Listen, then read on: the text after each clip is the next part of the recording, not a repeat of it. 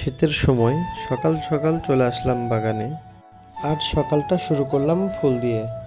বাগানের এক পাশে টমেটো গাছ লাগানো হয়েছে।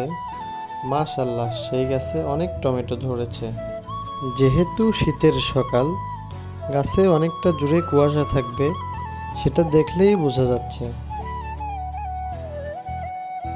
এই পাশে লাগানো হয়েছে ধনিয়ার পাতার চারা, যেটা দেখতে অনেক সুন্দর, খেতেও অনেক মজা। এখন আপনারা দেখতেছেন টকটকে লাল শাক। দেখতে যেমন মজা, খেতে তার থেকে বেশি মজা। বাগানের মাঝখানে একটা পেঁপের গাছ আছে। গাছে মাশাআল্লাহ অনেক পেঁপে ধরছে, যদিও খাওয়ার মতো উপযোগী এখনো হয়নি।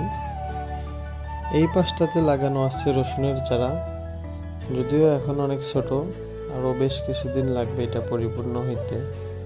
এগুলো কি শীতকালীন ফসল না 12 মাস চাষ করা যায়? আপনারা একটু কমেন্ট করে জানায়েন তো। এখন দেখতেছেন কাঁচামরিচের গাছ। কাঁচামরিচ যদিও অনেক ছোট, কিন্তু ছোট মরিচের ঝাল বেশি, কথায় আছে।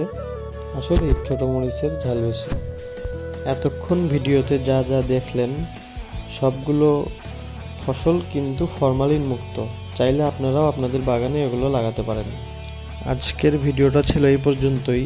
যারা ফেসবুক থেকে দেখতেছেন তারা সবাই আমার পেজটা ফলো করবেন, আর যারা ইউটিউব থেকে দেখতেছেন তারা আমার চ্যানেলটা অবশ্যই সাবস্ক্রাইব করবেন। ভিডিওটি কেমন লাগলো জানাবেন। If you like this video, don't forget to share guys. Tata.